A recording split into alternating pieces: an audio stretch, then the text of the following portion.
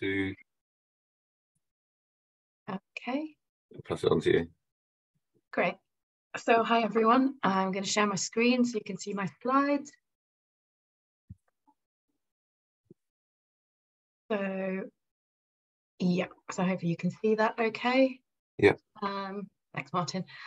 So as Martin said, this is the last webinar in the Metadata and Discovery Group's autumn webinar series, and I'm going to be talking about improving the discoverability of open access books, metadata challenges and opportunities.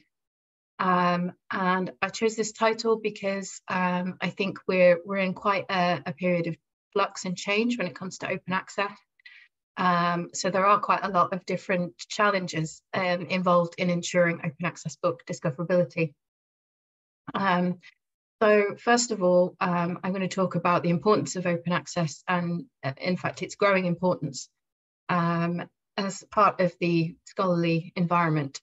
Open access publishing is increasing in volume because there is a conscious move by research institutions and funders towards open science and open research, which aims to develop a richer, increasingly diverse and more accessible world of scholarly communication, where the number of potential contributors to research can expand through opening up access to research outputs.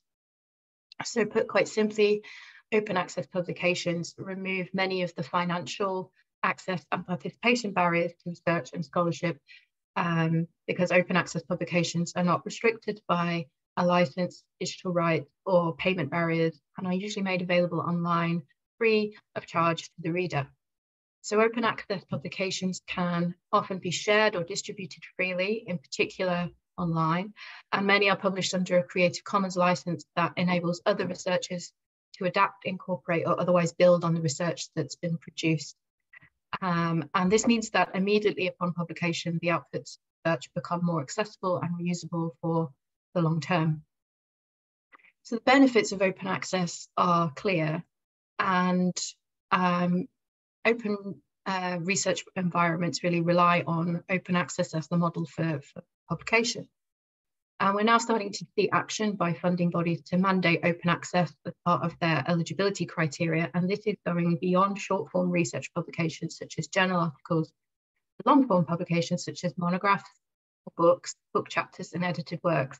And the most notable change in the UK this year was the extension of UKRI's open access policy, which includes a requirement for all UKRI funded long form publications published from the 1st of January 2024 to be made open access under a Creative Commons license within 12 months of publication. So this open access mandate is intended to drive the transformation to open research in the UK and beyond, and to disrupt the established academic publishing and distribution practices for research monographs, moving away from the traditional pay-to-read or restricted access model to free-to-read and open access models. The academic libraries, this means that the shift in policy will necessitate a shift in their collection development, acquisitions and metadata workflows. As open access book will become an increasingly important part of research and teaching environments, there will be an increasing need for them to become embedded into academic library collections so that they can easily be found and used by staff and students. But surely open access books are inherently discoverable and accessible to everybody because they're freely available online as a DRM-free ebook. Yeah, technically, some open access books can be found just using a general Google search or by going to an aggregator platform or an indexing service like Directory of Open Access Books. But if we really want to embed open access books into our library collections, rather than just sort of saying, oh, they're over there online somewhere, what we need to do is make sure that they're actually part of our discovery layers. After all, if we are part of academic institutions that are encouraging or mandating that long-form research outputs be published as open access, then we need to be confident that open access resources can be made just as discoverable in library catalogues and discovery layers and have a stronger presence as any gated or paywall content. So as I'm sure many of you here are already well aware, the key to making any content discoverable and accessible in library catalogues and discovery layers is good quality, accurate, descriptive bibliographic metadata that can be ingested into library content management systems and indexed for searching by library users. The incorporation of metadata for open access books into library discovery layers is not only fundamental for making sure that they can be found and accessed, it also enables course leaders and instructors to identify these resources as part of the library's collection and link them to online reading list systems and virtual learning environments, which would then ensure that open access resources are embedded in teaching. So including open access books in your library's discovery layer acts as a means of promoting the development of open and responsible research and learning environments at your institution. Unfortunately, open access books are not always very well represented in the book supply chain, in particular those traditional procurement supply chain that librarians tend to use to identify and add content to their collection. This is because these established supply chains are built around the transactional book acquisitions process, following the purchase or licensing or pay-to-read model. And that means that librarians aren't always able to identify open access content in these systems. And it's not always clear from traditional book procurement platforms that open access versions of a particular title exist. So libraries are really looking for an efficient and reliable method for ensuring that metadata for open access books can be supplied to them for inclusion in their library discovery layers, as this will not only help their users, but it will also save the time of their acquisitions and subject librarians, because all that open access content will already be discoverable. So what are the options currently? So far, I've identified 4 main ways to source descriptive metadata for open access books. So this may not be exhaustive. In fact, if you know of any other ways, I'd be really interested to hear. The main ones that I've found are essentially to go directly to an open access book publisher, as many of them will make metadata available to download from their website. And it's often free and often also available under a CC0 license, which means that you can share, adapt, and reuse as you need. But I found that in retrieving and ingesting this metadata directly from publishers can be quite a manual task, which is time consuming, particularly if the metadata needs them to be transformed or enriched prior to or during ingestion. So the second method I identified was retrieving metadata for open access books from a content aggregator. So a content aggregator may well host a mixture of paywalled and free content on their platform. And it will kind of vary as to your relationship with them in terms of the type and quality of the metadata that they might be able to provide to you. And it's usually possible to have some sort of shelf-ready or automated workflow in place for you to get hold of that metadata in a more streamlined way. Another option is to use a bibliographic data aggregator or a cataloging agency. Again, there may well be automated delivery options available to streamline the ingestion process. But often what is required here would be a subscription, a membership, or a licensing agreement with that agency or aggregator. So there is a cost associated with this method.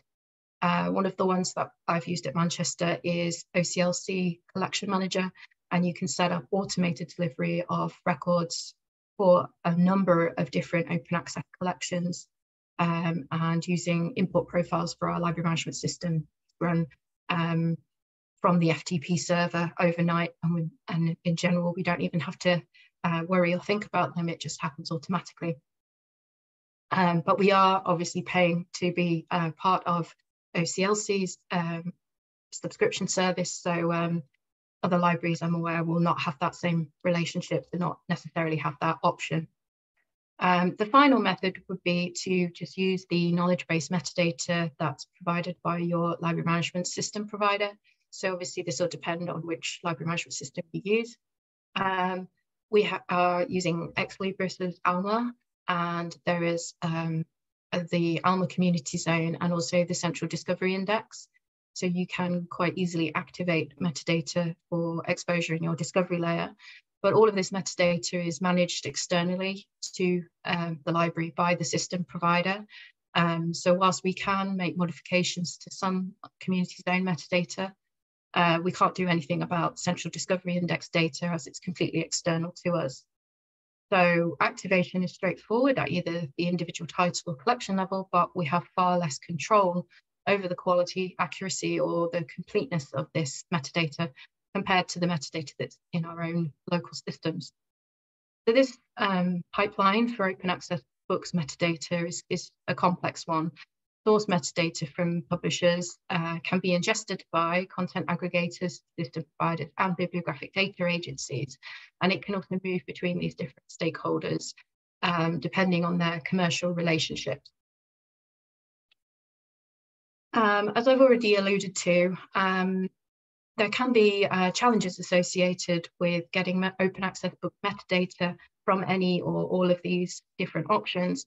And this is something I would term as there being leaks in the metadata pipeline. Essentially, these can be categorized into three main areas. Metadata quality, or more precisely, a lack of it. For example, metadata that is missing crucial elements, or perhaps it's inaccurate or incorrect. Metadata ingestion and deduplication is the second challenge. This is really related to problems converting metadata between different formats and schema, and can also be linked to issues with merging metadata from multiple sources, including ensuring that updates to metadata are received in a timely manner and are accurately processed.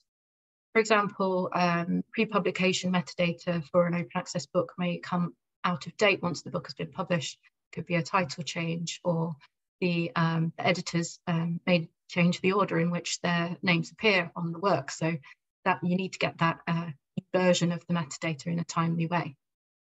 And the final area is metadata openness, or more accurately, metadata that's not open and doesn't follow FAIR principles, as it cannot be shared or reused for other purposes.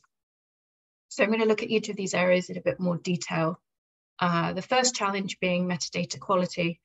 And this is as true for pay-to-read ebooks as it is for open access ebooks, really. Poor quality metadata has a negative impact on the discoverability of any books or resources. And for libraries, a lack of accurate, detailed metadata creates a poor discovery experience for library use, which can lead to low usage and a poor opinion of the library's collections, including open access content. So the minimalist metadata that is often available for open access books doesn't really serve its purpose. The record on screen here doesn't really contain anywhere near enough information about the ebook for a library user to be able to make an informed decision about whether they want to access this resource and whether it will meet their needs or not. The record doesn't have any access points, doesn't even have an author or a creator or an editor associated with work. It's pretty impossible for a library user to ascertain whether the book will meet their needs if they do actually find this record in the first place. And quite crucially for open access books, this one doesn't indicate that it's open access. So that's not clear to the library user, and equally, if they've applied any search filters to narrow their results to open access resources only, then this record will be eliminated from their search results. So we've not just got issues of diminished discoverability, but also the potential for the perception that this content is not as robust or authoritative or as important as other content that has more thorough, accurate description within the library's discovery layer. So this has a negative impact on the perception of open access books. Low quality metadata affects your library users, but it also affects libraries and librarians, as staff must devote time to manually correcting errors or upgrading metadata, adding in those open access identifiers. This can also add extra demand on your customer services staff as well, because they may need to provide additional support to your library users to help them with resource discovery and searching. So this can be compounded for open access books, because librarians often are quite time poor and have to prioritize their workloads around paid for or subscription content, because this discoverability and accessibility of this content directly affects the perceived value for money that the library is getting from its content budget expenditure.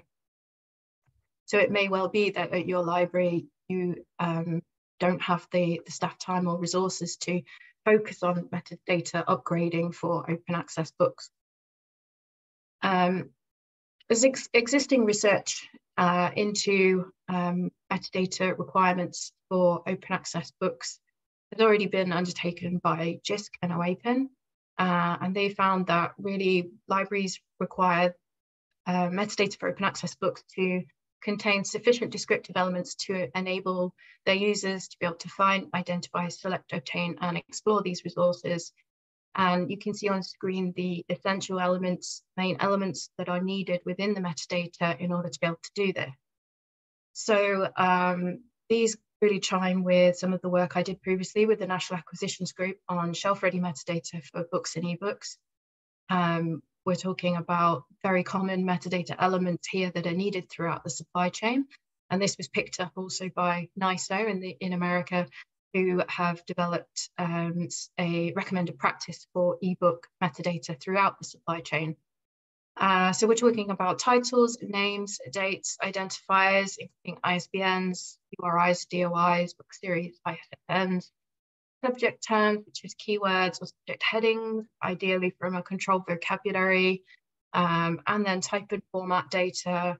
And really crucially for open access books, we're talking about having that open access indicator, a copyright statement, a CC0 license, and finally, electronic access management information, such as URL for the ebook provider platforms that are hosting the open access book. So to the second challenge, and this is metadata ingestion and deduplication.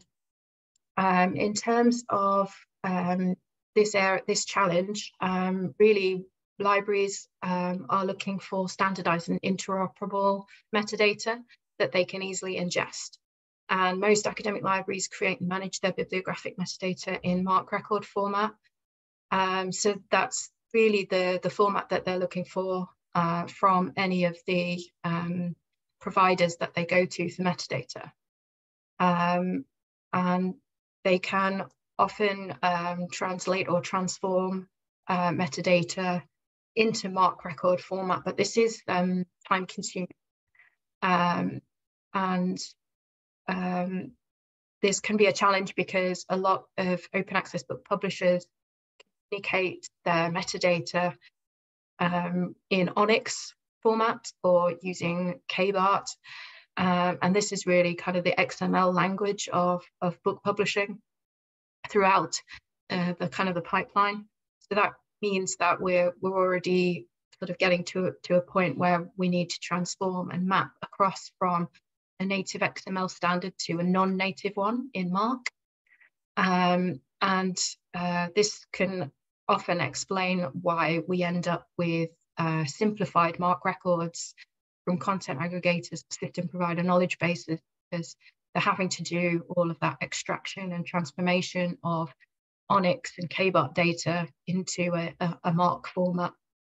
I've also included Dublin Core on the slide here, as libraries can ingest this, and in fact many create Dublin Core metadata themselves within their repository environments. But regardless of the format or the standard that you're ingesting metadata in, what you're looking for is quality metadata, so that you're able to perform matching and deduplication. So libraries, aggregators, and system providers ingest book metadata from multiple sources. And if you're not able to deduplicate this metadata, it essentially will pass on to discovery layers. So you can either deduplicate metadata within your library management system, or you can rely on your match and merge algorithms within your discovery layer to deduplicate your search results. So any such method will require that there be sufficient matching points in the metadata between the different sources, so that it can identify where there is a match. So if the metadata is not very high quality, it's inaccurate or incomplete, then the matching process will fail. So you can see that that is what has happened here on the screen. The first ebook is from a metadata supplied by our system provider knowledge base. It's incomplete and doesn't contain enough detail or accuracy to successfully match and merge with the other records, same ebook. And it also doesn't include an open access indication. So it wouldn't be included in any search results that have been filtered for open access content. And this duplication of search results is a bit confusing, and for the end user who isn't really sure, are they the same book or not? Which one should they be accessing? So this is quite a challenge for libraries that rely on system provider knowledge bases as the main source for e-resources metadata.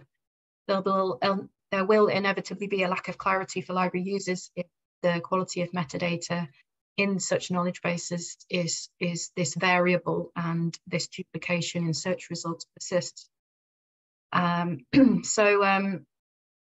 think that even if, having spoken to our system provider and sort of lobbied them to improve the metadata in their knowledge base, they explained to us that even if metadata is supplied to them in MARC or Dublin core format, the only way they can ingest that data into their knowledge base is by transforming it into a KBART file. And during this process, certain metadata elements can be stripped out, in particular subject headings, abstracts, and content lists. So they will ingest the basic metadata first and then aim to enrich it later. And this can take time, and often libraries have to be quite persistent in flagging up different collections that require this enrichment to be done. Deduplication of metadata in knowledge bases and discovery layers simplifies the search experience for the end user, but it can also lead to the final challenge that I've identified, and that's metadata openness, or the ability for any stakeholder in the supply chain to share and reuse metadata. So metadata openness can be inhibited if any one creator or manager of metadata places restrictions on it.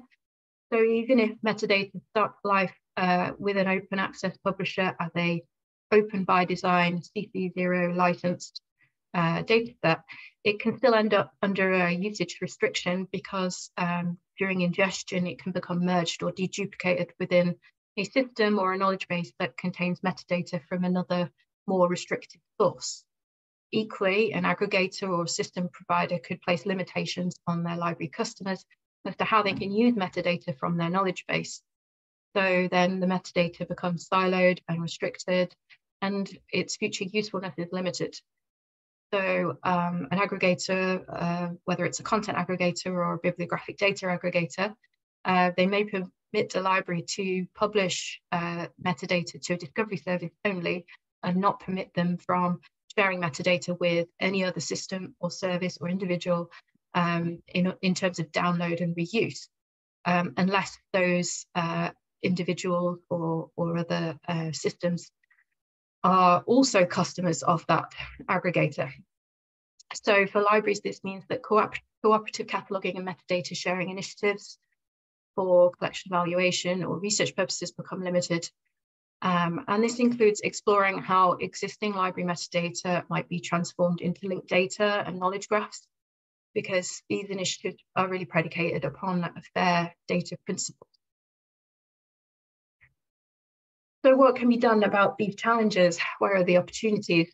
The first one here is really looking at how partnerships and communities can help in finding solutions to these challenges. And the first sort of partnership that we began at the University of Manchester was to partner with the Manchester University Press. And we actually create all the MARC records and metadata for their ebooks, whether they are paywalled or open access. So we've been able to give them a specialist library metadata perspective, giving them advice and practical solutions for improving metadata quality, interoperability, and the metadata is open and free for reuse and sharing by anybody. Beyond this, we're also looking at joining and supporting community initiatives that facilitate sustainable open access publishing, including those that relate to metadata provision. So I've put a few on the screen there. OAPEN and the Directory of Open Access Books have library memberships, and I'm part of a library working group with DOAB and OAPEN that talks specifically about metadata and discovery. So I've been helping them, or sort of on their kind of advisory group.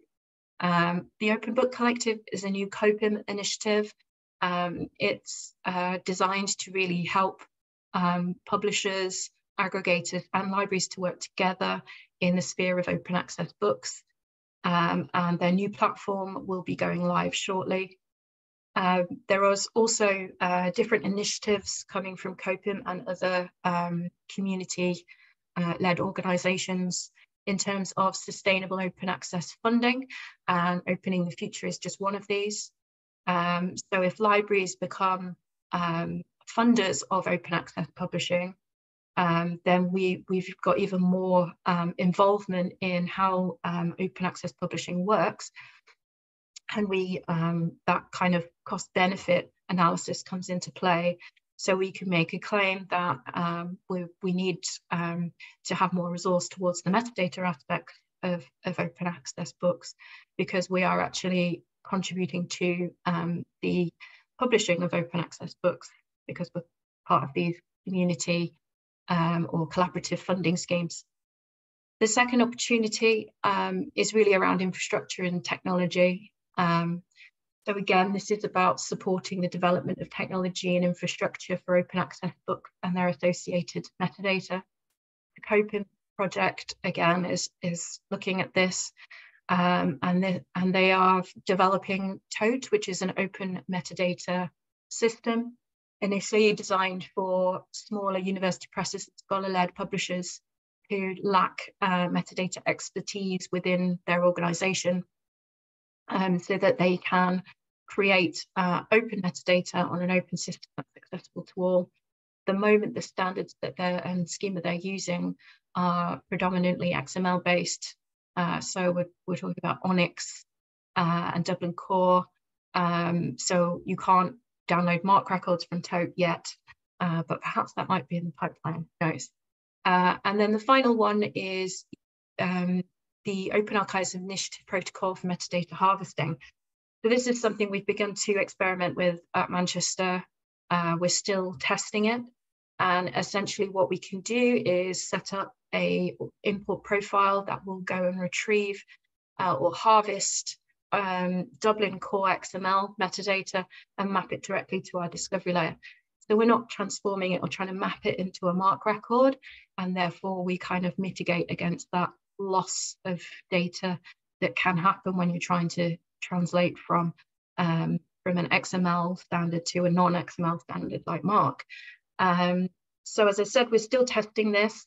There's quite a bit of mapping configuration to do to make sure that we've got the fields displaying appropriately within our discovery layer. But it's something that we're quite interested in exploring, and we are at the moment just looking at the Directory of Open Access Books OAI feed, but we may also set it up for other open access archives and platforms as well.